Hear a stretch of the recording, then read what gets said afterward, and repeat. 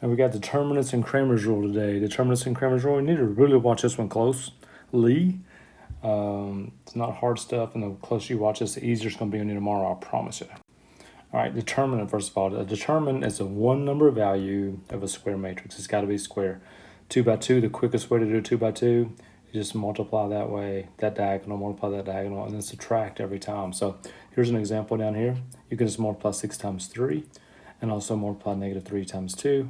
You always subtract 24. That's called the determinant. It's a one number value for a square matrix, and the symbol for it is almost like an absolute value symbol. Okay, sometimes they will draw the matrix, instead of putting brackets around it, they'll go with the straight bars. Okay, minors and cofactors. Big definition here. The minors, first of all, this is also on a square matrix. Notice it says n by n. Everything we're doing today, it must be a square matrix. The minor of the element A is a determinant. The minor is a determinant that is left when you choose a cofactor.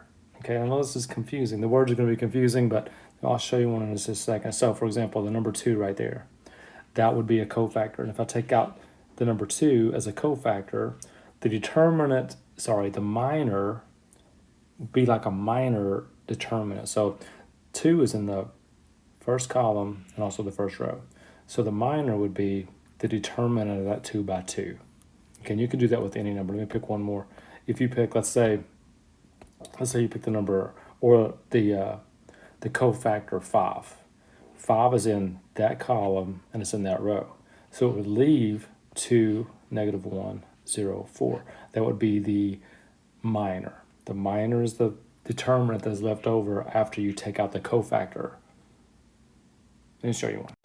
Okay, this is the same one. It says evaluate the determinant. So what I do when I do one of these is I pick out the easiest looking row or column that I can find. Like in this case, the first column looks easy, but so does the second row. And I'm saying that because there's a 0 in it. Okay, so I'm going to use that to do the determinant here. So I'm going to take out the 0, and look where the 0 is. It is in the first column and the second row. So if I ignore the first column and the second row, that leaves me with the determinant of 3, negative 1, 5, and 6. All right, now let's do the 2 next. The 2 is in the second row. It's also in the second column. So if I take out the second row and the second column, that's going to leave me with the 2, negative 1, negative 2, and 6. I hope you're seeing that. I'll mark up this one, this next one. The next number in that row is a 4. So if I look at the 4, that's in the second row and the last column. So if I take out the 4, the minor that leaves me with is a 2, a 3, a negative 2, and a 5. Now, notice I didn't put any signs or anything in front of those, and here's why. The last slide, whether you notice it, I should have made a bigger deal about it, but I had this in front of the formula for it. And what that does is, what you have to do is this. You look at the row and column numbers in. That 0 right there was in the second row, first column. If it's odd, you put a minus in front. If it's even, you put a plus in front. Like the 2 right here is in row 2, column 2, so you put a plus. The 4 is in row 2, column 3. Because that adds up to be an odd number, you put a minus. So if your dimensions add up to be odd, you put a minus sign in front. If that adds up to be an even number, you put a plus sign in front. So this first one, 0 times anything is 0. So I'm just going to put a 0 there. This one, 2 times. Now, remember determinant. I'm doing 12 minus 2. That's 10. Then that 4, that's 10 minus negative 6, which is 16. So it gives me 20 minus 64, which is negative 44. That's the value of the determinant. Remember, a one number answer is what you're going to get. Okay, invertibility criterion. If it's a square matrix and it does not have an inverse, it's called invertible.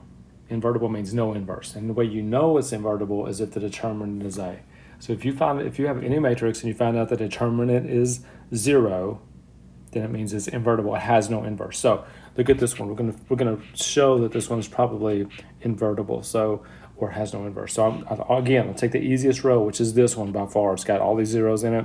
And when there's zeros, to be honest with you, you don't even have to do them because 0 times anything is just 0. So all I'm going to do is I'm going to take that 3 and look where it is. It's in that row and it is in this column. What that leaves me with as a minor is 1, 2, 0, 5, 6, 2, 2, 4, 0. Now the bad news is it's still a 3 by 3. So what I'm going to have to do is I'm going to have to find the determinant of just this. So I'm going to hang on to the 3. Okay, I'm going to hang on to the 3 because I've got to multiply it by whatever my determinant is that I get out of here. Now this time I see this column right here, the 0, 2, 0 column, which is the easiest one. And that 2 is in the second row and third column, which means I got to put a minus sign in front of it because 2 and 3 is odd. So that leaves a 1, a 2, a 2, and a 4. Now if I multiply here, I'm going to get negative 2 times. Multiply this way, 4, that way, 4. That's 0. So the whole thing is 0. So the value of that determinant is 0, and 3 times 0 is 0. And because that determinant was 0, that means this is invertible, which really means it has no inverse. There is no inverse. Okay, Cramer's rule. Awesome way to solve systems right here. Okay, so if you have a system in 2 variables, Cramer's rule actually works in 3 variables too. It's really pretty cool. But anyway, I'm going to give you some great gestures for these. This tells you how to set it up. And basically is this: if you're looking for the x coordinate, you do not use your x coefficients in your numerator. You use the r and s in their place. If you're looking for the y part of your answer, you do not use the y coefficients in their place. You use the r and s instead. And your denominators are always x, y, x, y. And I'm going to give you a good gesture for that. We'll get this so good tomorrow. You won't have any trouble with it once you see it in class for sure.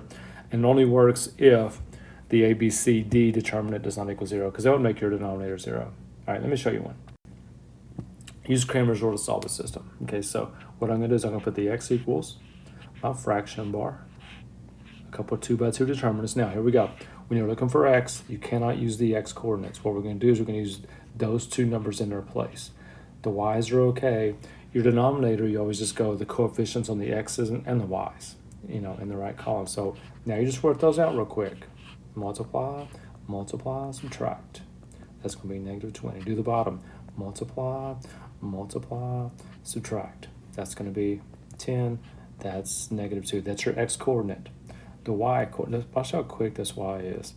And it's quick because both denominators are the same. So because I got 10 on my first denominator, that's also going to be 10. Now this time, because I'm looking for y, I can't use the y coefficients. I can use the x coefficients, and I'm going to put the negative 1 and 2 in place of the y coefficients. So I'm just going to multiply again. 4 minus negative 1 over 10. That's 5 over 10, which is 1/2. So my solution to that system, that was so fast and so good. I got both x and y that quick. That's a good method. I like that method a lot. Cramer's rule. Okay, last thing here. You can also use determinants to find the area of triangles that are on the coordinate plane. Okay, and this is how we're going to do it right here. Notice the plus or minus 1/2 in the front. Area must be positive, so you got to multiply either by a positive 1/2 or negative 1/2, depending on what it takes to make it positive, bottom line.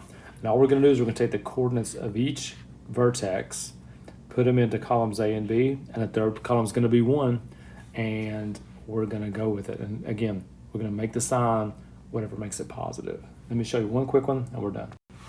All right, there's my 3 coordinates. Okay, and it wants me to find the area of that triangle right there. So I'm going to set it up here. I'm going to say the area is 1/2, and it could be plus or minus. I should put plus or minus 1/2, I guess.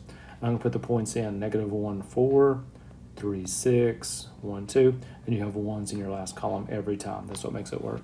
Now again, I'm looking for the easiest row or easiest column. I'm really liking that third column because it's all 1s.